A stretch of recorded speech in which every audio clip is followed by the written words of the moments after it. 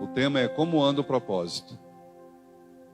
Uma pergunta de reflexão mesmo. Como anda o propósito? Eu queria que os irmãos abrissem as suas Bíblias comigo aí, em Evangelho segundo Mateus, capítulo 5, versículo 48, amém? Os irmãos acharam aí? O 5:48? A minha tradução é a Nova Versão Internacional, NVI, que é a que eu mais gosto de usar. Portanto, sejam perfeitos, como perfeito é o Pai Celestial de vocês. Vamos de novo, igreja? Portanto, sejam perfeitos, como perfeito é o Pai Celestial de vocês. Amém? Esse texto é muito lindo, não é? Quem foi que disse? Quem é que está falando aqui? Exatamente, é Jesus que está falando. Aí os irmãos vão dizer assim, eu não entendi o que Jesus quis dizer aí não, pastor. Vamos ver se eu consigo só esclarecer um pouco para os irmãos nessa noite. Quando a gente fala de propósito, a gente fala de um objetivo de vida para ser feito. Quando a gente fala de propósito, nós falamos de uma chamada, uma missão a ser feita, e só pode ser feita por você. Nós sabemos que cada um de nós temos um propósito. E por incrível que pareça, né, tem algumas músicas seculares que tem uma pegada mais ou menos assim, quando o Almir Sater e o Renato Teixeira compôs Tocando em Frente, diz na letra daquela música assim, que cada um de si compõe a sua história e traz consigo o dom de ser capaz. E eu fico pensando assim, quantas coisas nós deixamos pelo meio do caminho. E propósito, meta, alvo, pessoal a gente tem muito. Para ganhar dinheiro, às vezes para comprar uma casa, para comprar uma chácara, para comprar um carro melhor, para alcançar metas na vida, objetivos na vida, nada mais normal do que isso, é justo.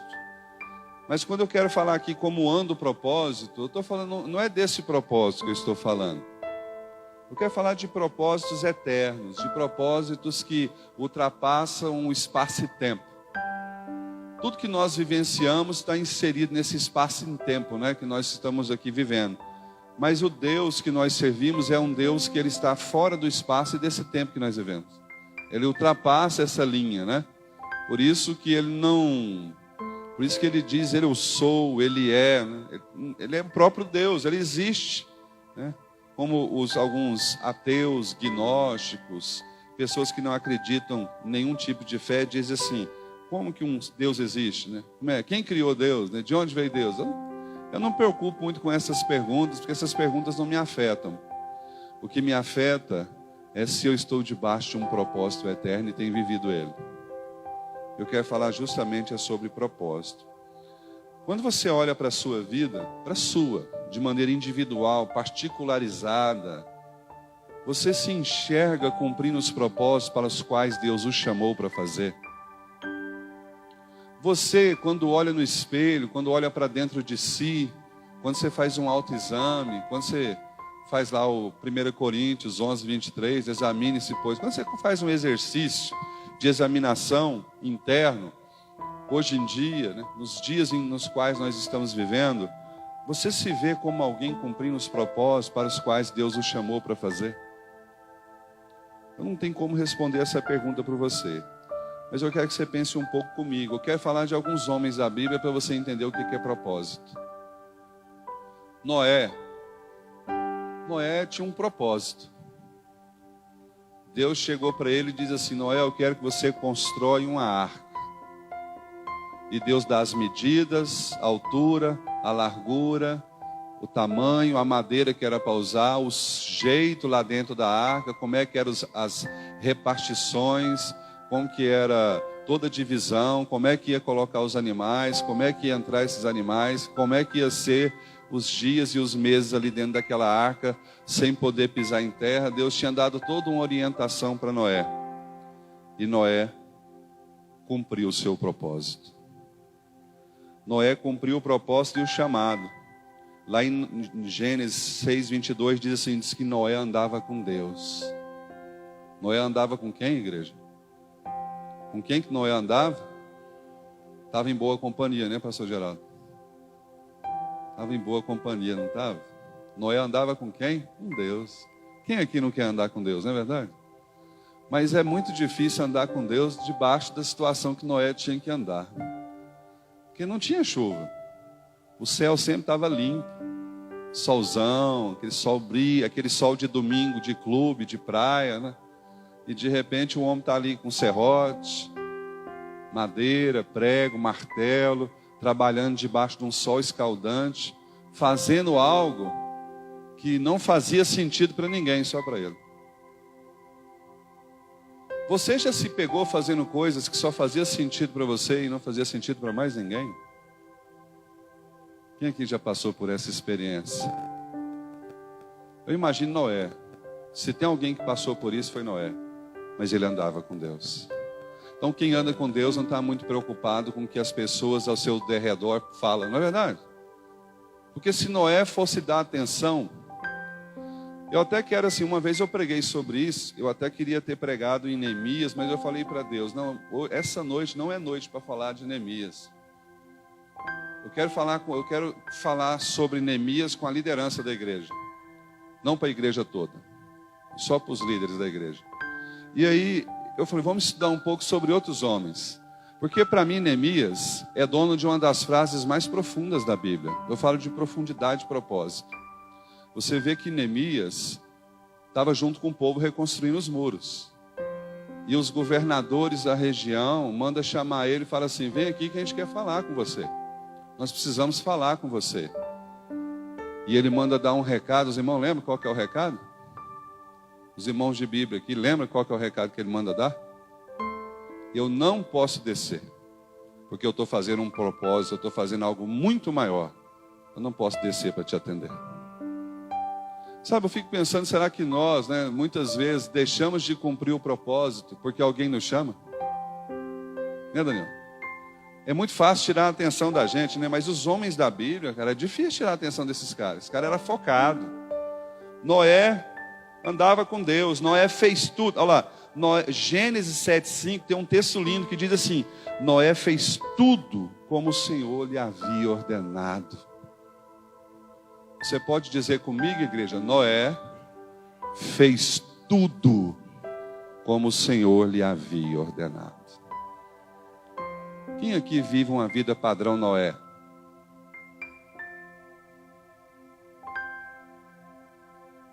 Amém? Mas é o padrão, não é? Não tem outro padrão. É isso mesmo. Tudo que Deus mandou a gente vai lá e faz. Outro homem que tinha um propósito era Abraão. Abraão foi chamado o pai da fé. O homem, o precursor da fé. Inclusive nós aqui nessa noite, em pleno 2022, 1º de maio de 2022, nós somos frutos da fé de Abraão. Você sabia disso? Todo mundo que está sentado aqui é fruto da coragem daquele homem.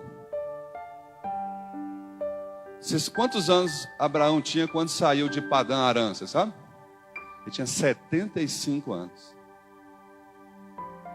Ele obedeceu a Deus lá, com 75 anos ele disse sim, Senhor, e foi lá e fez, não é? Com quantos anos ele foi pai? 100 anos. Ele acreditava, mas a esposa tinha sérias dúvidas sobre essa possibilidade de ser mãe, não é? Como que é o nome do filho de Abraão?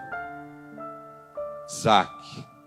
Nós chamamos Isaac do filho da promessa, não é? E a gente vai vendo que Abraão cumpriu um propósito. Lá em Gênesis 12:4 diz assim, partiu Abraão, como lhe ordenara o Senhor, e Ló foi com ele. Abraão tinha 75 anos quando saiu de Arã. Irmãos, eu fico encabulado com esses homens que sabem o que é propósito, que não esperam para amanhã. Deus fala, Deus determina hoje, você já obedece hoje. Não é igual os nossos filhos adolescentes, né? Não sei, lá na sua casa talvez é assim. Você pede uma coisa para eles e eles falam assim, espera aí. Daqui a pouco. Seu filho faz isso lá? Sua casa tem muito daqui a pouco? Agorinha. Espera um pouquinho. Engraçado, essa relação com Deus eu não quero. De agorinha, daqui a pouco, espera um pouquinho. Esse tipo de relação eu não quero com Deus. Amém, igreja? E você, que tipo de relação você quer com Deus? De obediência, de cumprir? Novamente a pergunta da palavra dessa noite: como anda o propósito seu? Como anda o seu propósito? Abraão e sua mania de construir altares e adorar ao Senhor por onde passava. Sabe, eu acho que de todos os homens da Bíblia, o que tinha a melhor mania era Abraão. Não sei se vocês já leram a história de Abraão a fundo, mas Abraão tinha uma mania, irmãos, que todo lugar que ele parava para pousar, para dormir, ou que ele fosse passar 2 dias que seja, 3 dias que seja, a primeira coisa, a primeira providência que Abraão tomava era construir um altar ao Senhor para adorá-lo. Lá no seu serviço tem um altar. Na sua casa tem um altar. Por onde você passa tem um altar. Ou nós, como Abraão, não temos a mesma mania? Eu arrisco dizer que a nossa geração de igreja passamos muito longe do perfil de Abraão. Não tem essa mania. Mas a mania de Abraão foi o que salvou ele, irmãos. Foi o que deu socorro para ele. Ele sempre construía um altar de adoração ao Senhor. E nós precisamos aprender isso urgente. Isaac, Jacó. Jacó é filho de quem? Jacó é filho de quem? Não é de Isaac? Jacó é filho de Isaac e Rebeca, não é? Quando ela fica grávida, e os meninos começam a mexer muito na barriga, né? Ela não, provavelmente eu imagino que Rebeca não conseguia nem dormir de noite, porque era extremamente desconfortável a briga que estava entre os dois dentro da barriga dela. E aí diz que Isaac e Rebeca foram consultar o Senhor. E aí no consultar o Senhor, Deus fala para eles assim, ó, dentro da sua barriga tem 2 grandes nações. E eu fico pensando, será que você sabe exatamente o que é um propósito? Será que a gente está debaixo de um propósito? Será que a gente tem a dimensão de um propósito? Ou será que nós só conseguimos perceber propósito na nossa vida pessoal? A gente não percebe propósitos eternos e espirituais, só pessoais. José. Já viu o propósito da vida de José? José é o último filho. Caçula, junto ali com Benjamim, não é? E José é um rapaz que sonha, empolgadinho, sonha.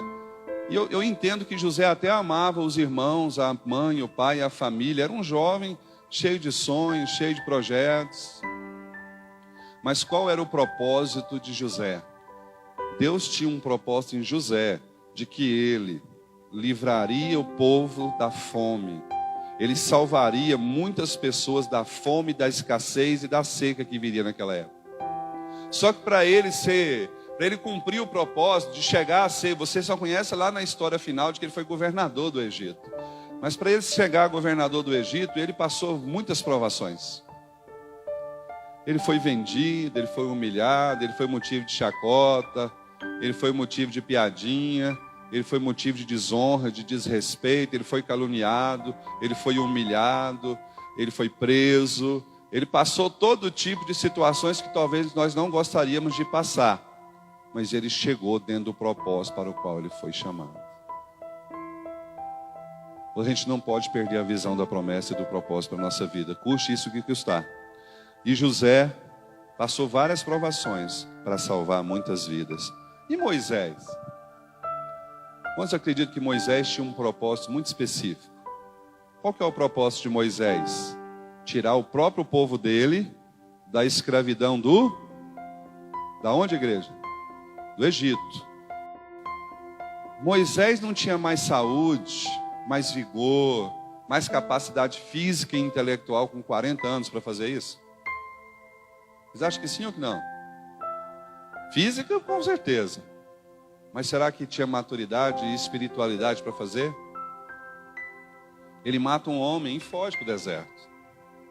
E lá no deserto, não sei se você já ouviu uma palavra sobre isso, mas você já deve ter ouvido, que a vida de Moisés se divide em 3 grandes momentos, né? Primeiro os 40 anos, depois os 40 anos do meio e depois os últimos 40 anos. A vida de Moisés é dividida em 3 grandes momentos de 40 anos. Eu lembro de um pastor, eu não lembro o nome, que um pastor disse assim, que os primeiros 40 anos da vida de Moisés era pensando que era alguém. E os segundos 40 anos da vida de Moisés era aprendendo a ser ninguém. Estava no exercício de aprender a ser ninguém. E os últimos 40 anos da vida dele era exercendo a função de ser ninguém, sabendo que só Deus podia fazer. Moisés e a vida dele se divide assim nesse processo, porque ele tinha um propósito, libertar o povo. E quantos de nós talvez não fazemos igual Moisés, irmãos, para correr dos propósitos? Quantas coisas Moisés argumentou com Deus para não ser ele aí fazer? Eu sou pesado de boca, eu já estou velho, eu não dou conta, isso não é para mim, não dá. Moisés, irmão, estava cheio de argumento. E se você ler lá na hora da chamada de Moisés, diz assim no finalzinho, no último argumento de Moisés, fala assim, e Deus se irou, e Deus ficou com raiva de Moisés, falou assim, Moisés, não estou te entendendo. Meu amigo, você vai, o negócio não vai não, você vai. Se Deus lidasse conosco hoje, igual era naquela época, mas não é mais assim, graças a Deus para alguns irmãos, e triste para outros. Mas você vê que Moisés vai. E Moisés passa dias difíceis, irmãos. Olha o propósito na vida daquele homem. Moisés experimentou coisas que nós aqui nessa noite nunca vamos experimentar. Moisés viu um mar se abrir e passar seco. Diz a Bíblia que tinha 2 paredes de água e o povo passou. Ele viu todo dia descer comida do céu. Ele viu todo dia Deus providenciar água saindo da rocha. Ele viu todos os dias a roupa, a chinela e todo o vestuário do povo não se gastou por 40 anos. Ele viu a nuvem que cobria do sol castigante do deserto de dia e via a coluna de fogo à noite para proteger do frio durante 40 anos. Eu imagino que nenhum de nós aqui experimentou o que Moisés experimentou. E talvez vamos morrer sem experimentar. Mas ainda assim, você vai ler que a Bíblia diz que Moisés era o homem mais manso sobre a face da terra. Os irmãos já leram isso lá na Bíblia? Os irmãos já leram? Era o homem mais manso. Só para carregar mais de 1 milhão de pessoas, irmãos, só se for manso. Porque naquela época não tinha microfone, não tinha lei, não tinha senador, deputado, governador, não tinha toda essa hierarquia que existe hoje não. Era ele com ele mesmo. Tanto que ele precisa de uma orientação do seu sogro para mudar o jeito de trabalhar. E Moisés, o povo estava com sede. E Deus fala para ele assim, Moisés, fale a rocha e ela dará água. Só que ele estava irado com o povo, ele estava extremamente nervoso com o povo, porque o povo estava extremamente difícil. Um povo murmurador, um povo caluniador, um povo reclamador. E ele estava cansado com aquele povo. Isso porque ele tinha sido treinado para passar por aquilo. Aí você volta lá nos primeiros 40 anos. Se Moisés tinha assumido o ministério dele com 40 anos de idade, não com 80. Se ele tinha dado conta pelo menos 1 semana. Se ele matou um, ele ia matar 1 milhão. Ele não ia dar conta mesmo. Então, ele, ao invés de falar para a rocha, o que ele faz? Ele fere a rocha, né? Ele bate com um cajado na rocha. Mas ainda assim sai água, não sai? Perdão, irmãos. Sai ou não? Porque quem é a rocha? Quem é a rocha, igreja? Jesus diz assim, ó, do seu interior fluirão rios de água viva, não é? Jesus é a rocha. E a rocha saiu água, mesmo ferida, a rocha saiu água. E Deus chama Moisés num particular e fala assim, Moisés, o combinado não foi esse. O combinado foi falar e você bateu. Por causa da sua decisão, você não vai mais entrar na terra, você vai só contemplar a terra. E você vai deixar Josué terminar o serviço, Porque o que eu tinha para fazer através de você, o propósito que eu tinha através da sua vida, se encerra aqui em cima desse monte. Olha a terra, contempla a terra, veja a terra, mas você não vai entrar. Aí eu quero perguntar para os irmãos que são bons leitores de Bíblia: Moisés reclama lá em cima do monte? Moisés critica Deus? Moisés fala para Deus: isso é injusto. Eu fiquei 40 anos carregando o povo e agora não vou entrar na terra? Moisés fala alguma coisa nesse sentido, igreja? Fala, igreja. Não. Moisés agradece e ainda tem um privilégio que diz que próprio Deus sepultou o corpo de Moisés. Foi um velório só ele e Deus, né? Foi uma relação bem... Moisés tinha um propósito. E Josué também tinha um propósito. Qual que era o propósito de Josué? Dar continuidade à obra de Moisés e terminar o processo de atravessar o Rio Jordão e de entregar a terra. Quem de nós aqui gostaria de assumir uma liderança de um povo depois de uma pessoa como Moisés? Quem aqui teria coragem de comprar uma briga e de assumir a liderança de uma nação como Israel depois de um grande homem como Moisés? Precisa de muita coragem. E está ali Josué. Por isso que no capítulo 1 de Josué, no versículo 9, é um dos textos mais lindos. O irmão já deve ter ouvido muita pregação. O que está escrito lá?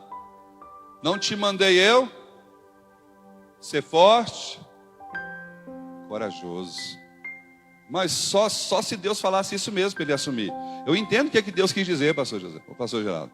Se Deus não fala daquele jeito com ele não ia comprar essa briga não. Não te mandei eu ser forte, ser corajoso. Eu vou estar com você. Ou se Deus não fosse estar com ele não ia comprar uma briga. Você vale ressaltar que Josué cresceu no deserto, igreja. Josué era do tamanho aí dos meninos aí, ó, de 2 aninhos, 3 aninhos, 5 aninhos, crescendo no deserto, irmão. Ele viu tudo que Moisés passou, todo sofrimento, todo desrespeito, toda a brutalidade do povo, toda a arrogância do povo. Ele cresceu vendo isso. Ele cresceu vendo que não era fácil liderar o povo, conduzir o povo, estar com o povo, direcionar o povo, falar de Deus para o povo. Josué cresceu nesse ambiente, ele brincava ali naquele meio. Mas ele assumiu.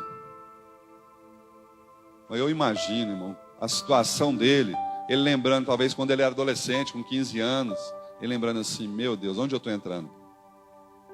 Porque ele lembra bem o que Moisés passou.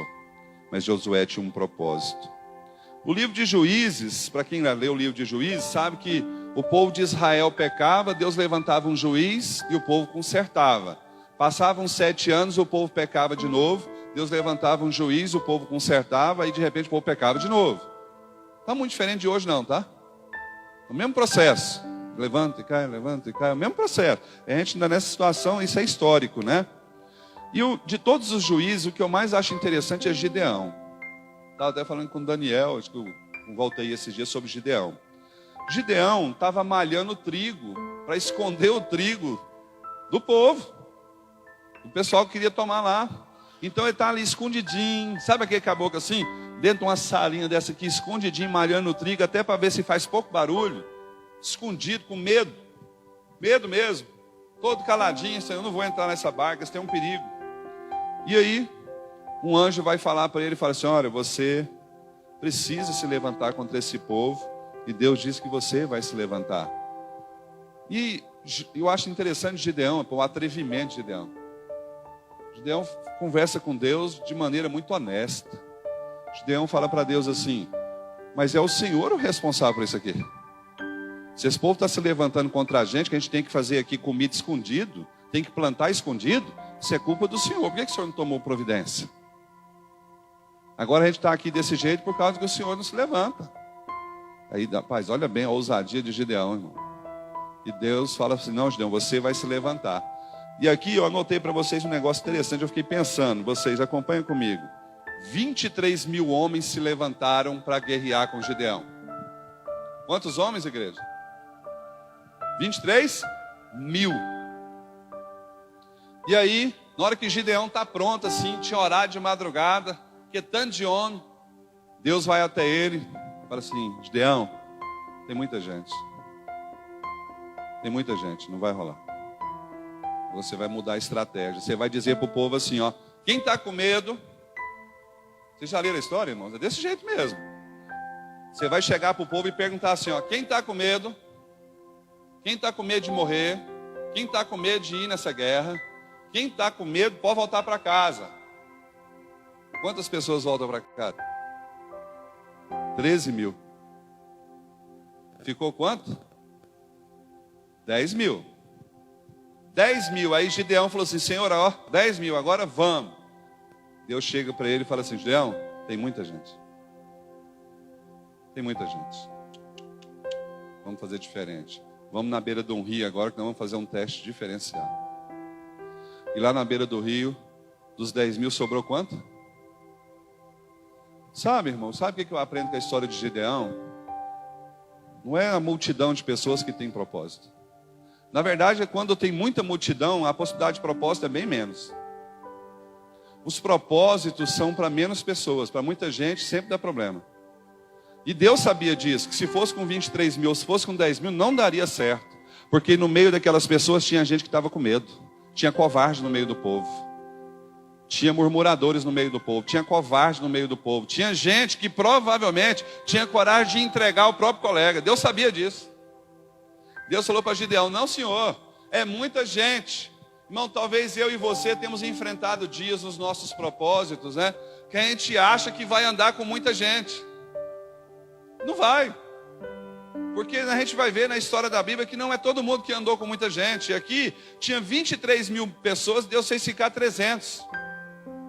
Foi diminuindo, porque Deus não queria que tanta gente, porque Deus sabia que quanto mais pessoas, menos propósito correto tem envolvido no processo.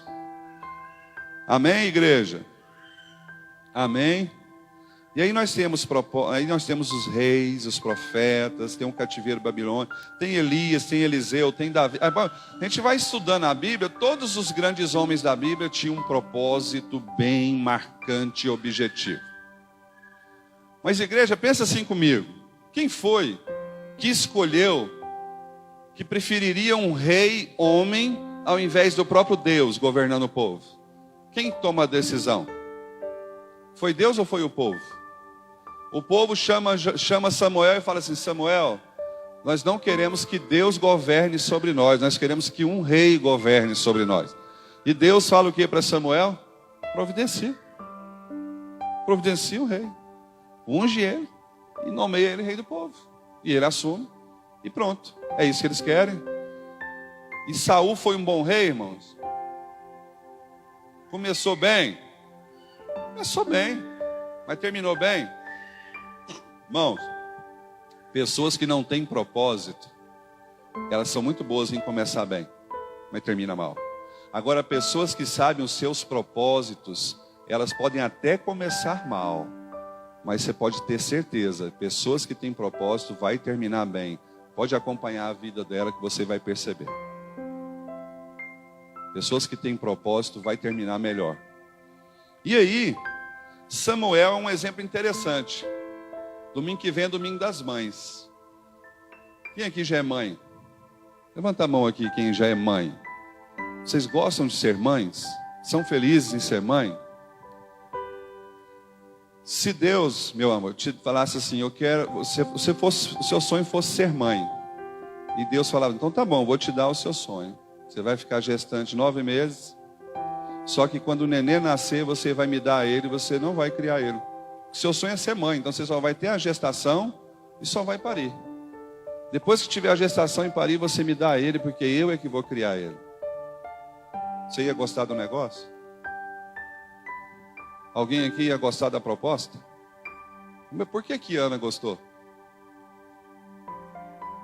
Porque ela tinha o quê, pastor? A Ana tinha um propósito. Você tem coragem de pegar um filho recém-nascido, que você orou anos e anos e anos e anos para ser mãe? A diferença de quem tem propósito é essa, irmãos. Eles sabem o que eles estão fazendo. Você tinha coragem de pegar seu filho e subir no Monte Moriá e levantar um cutelo e sentar na cabeça dele? Sabe por que Abraão tinha coragem? Porque Abraão tinha propósito. Novamente, a pergunta dessa noite, como anda o seu propósito? E aí, igreja, como anda o seu propósito?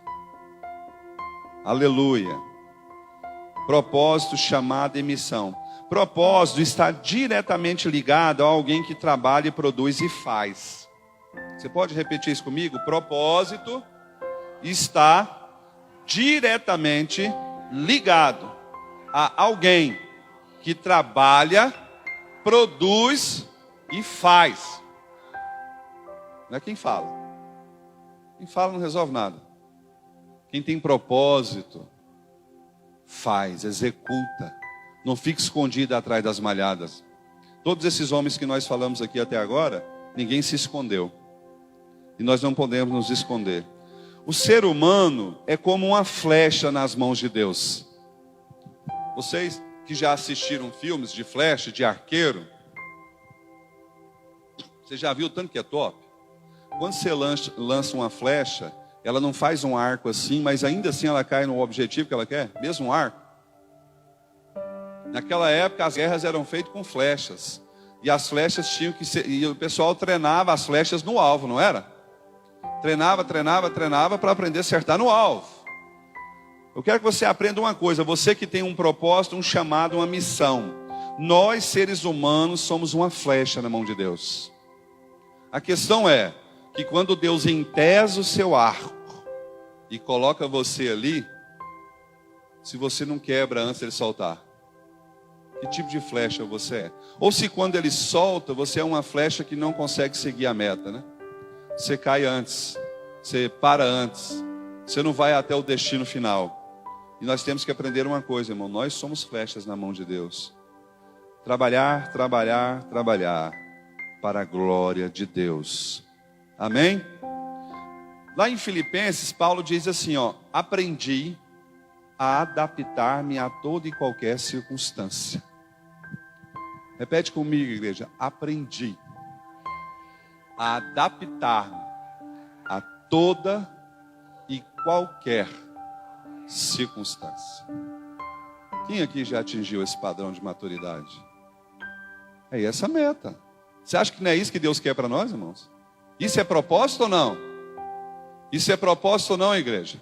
É esse o propósito, é você e eu um dia chegarmos a um nível de fé, de maturidade, como Paulo diz, que nós vamos aprendendo a nos adaptar a toda e a qualquer circunstância, desde circunstâncias extremamente ruins a circunstâncias boas, de doença, de enfermidade, de saúde, de prosperidade, de escassez, de dinheiro, de falta de dinheiro, de doença, de internação, de pessoas da família, tudo que você pensar, a perca de um filho, assassinato de um filho, uma tragédia, uma doença, uma UTI, seja lá quantas coisas, uma guerra, uma morte, um assassinato, um atropelamento, um acidente. Bom, pode acontecer tantas coisas nas nossas vidas, nós estamos sujeitos a tudo. Mas nós precisamos aprender a adaptar a toda e a qualquer circunstância. Isso é só para quem tem propósito. Amém, igreja? Amém, igreja? No mesmo capítulo 4, ele diz assim, ó, aprendi o segredo. Paulo está dizendo assim, aprendi o segredo. Quantos aqui quer aprender o segredo também? Os irmãos gostam de segredo? Paulo diz assim, eu aprendi o segredo de viver contente, de toda e em qualquer situação. Eu aprendi o segredo de viver contente em toda e em qualquer situação. Tanto faz ter muito ou ter pouco. Eu estou feliz de qualquer jeito, porque eu sei o meu propósito. Eu aprendi, eu amadureci. Amém? Fazer tudo para a glória de Deus. Lá em Filipenses 2,13 diz assim, pois é Deus quem efetua em vocês tanto querer quanto realizar de acordo com a boa vontade dEle. Então quando eu vejo, irmão, uma igreja onde as pessoas não estão crendo e nem realizando, não estão querendo e nem realizando, não estão querendo e nem realizando, eu fico pensando nesse texto, pois é Deus quem efetua, de acordo com a boa vontade dEle. Então o que acontece deve ser que ainda não está pronto. Provavelmente não está pronto. Porque se é Deus que faz isso e as coisas não estão acontecendo, tem alguma coisa errada. Teleios, os irmãos conhecem esse texto? Teleios, já ouviu falar dessa palavra? Já ouviu falar essa palavra, igreja? Teleios. Não, eu vou ler para você. Qual que é o texto base da pregação dessa noite? Qual que é, igreja? Mateus 5.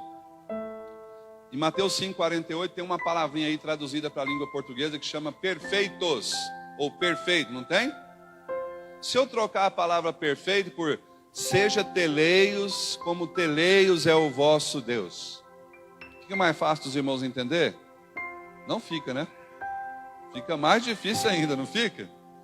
Vamos lá então. Mas é a palavra certa aí no texto que Jesus é teleios. Teleios quer dizer pleno, finalizado, perfeito, fim, propósito, um objetivo, uma meta, completo, maduro, acabado, inteiro, levado ao seu último estágio, o propósito para o qual você foi chamado. Sabe o que é teleios? Teleios não é que você agora não peca mais. Teleios não é agora que você está com uma vida tão santa que você não vai errar mais, você não peca mais. Não é essa a intenção do texto. Não é essa a intenção da palavra no grego. Quando diz assim, sede perfeitos como perfeito é o vosso Pai Celestial, o texto deveria ser traduzido assim, da melhor maneira possível para que aquela igreja entendesse. Sejam vocês cumpridores dos seus propósitos, assim como o seu Deus é cumpridor do propósito dele. Entendeu o que o texto está dizendo? Não é que você não peque, é que você sabe qual é o seu propósito, você tem um fim, você foi chamado para algo, você tem algo que você precisa cumprir, e se você está cumprindo aquilo para o qual você foi chamado, então você é teleios. Então Jesus diz assim, sede teleios, como teleios é o vosso Deus. Ou seja, que vocês sejam maduros, acabados, completos e inteiros, como seu Deus é também. Amém? Filipenses 3,15 diz assim, todos nós que alcançamos a maturidade, devemos ver as coisas dessa forma. Amém? Vamos de novo, igreja? Todos nós que alcançamos a maturidade, devemos ver as coisas dessa forma. Quem aqui já consegue ver as coisas dessa forma que eu estou falando nessa noite? Quem já consegue? Amém? Se você não consegue, irmão, pede a Deus que Ele vai te dar, porque é só Ele. Tão somente vivamos de acordo com o que já alcançamos, Paulo diz. Colossenses 3,5 diz assim, façam morrer. Colossenses 3,5 diz, façam morrer. Faça o que, igreja? Quem que tem que fazer morrer? De acordo com o texto, com a carta paulina, é o Espírito Santo, é um anjo, é Deus ou é a pessoa? É eu e você, não é? Vamos ler o texto? Façam morrer tudo. Pede comigo, igreja, tudo. O que pertence à natureza terrena de vocês. Enquanto as coisas que pertencem à nossa natureza terrena não morrer, não tem jeito de executar propósito nenhum. Amém? Vamos colocar de pé?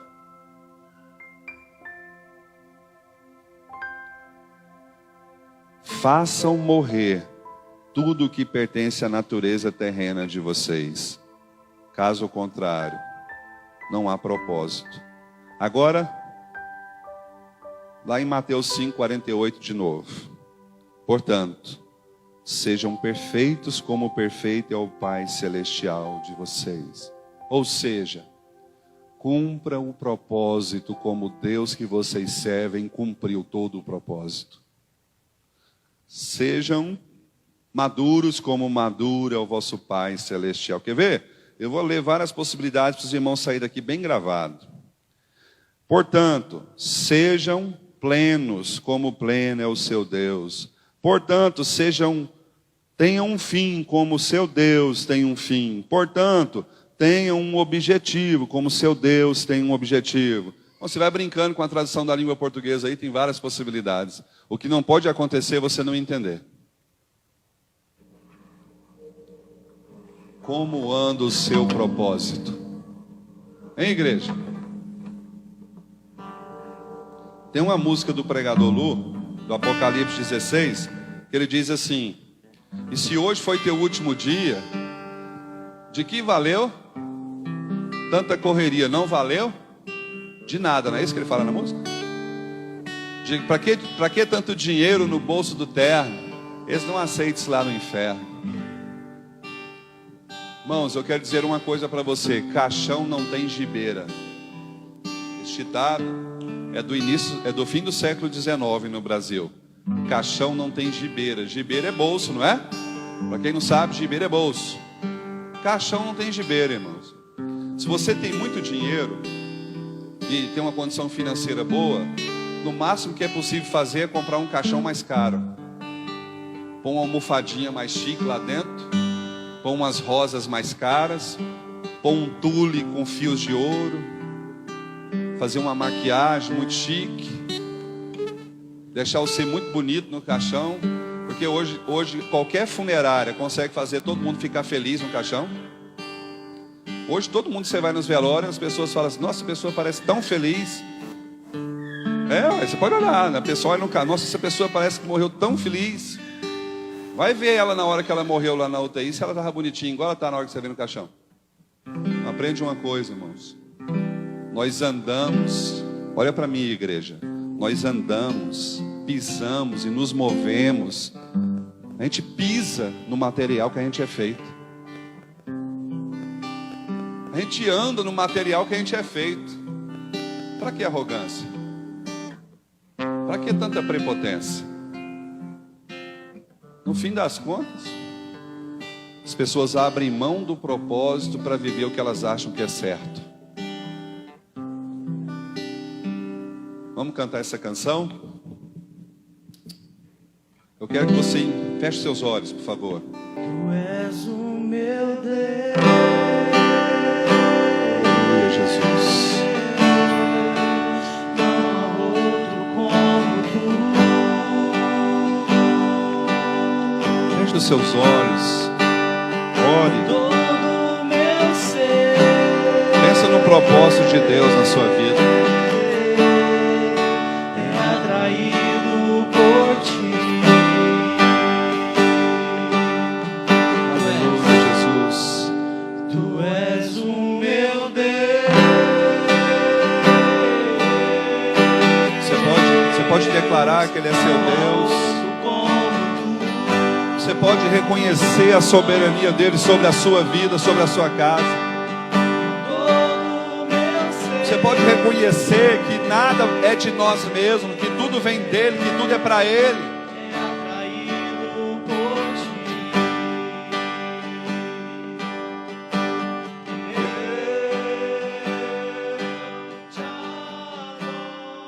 Você pode levantar a sua mão e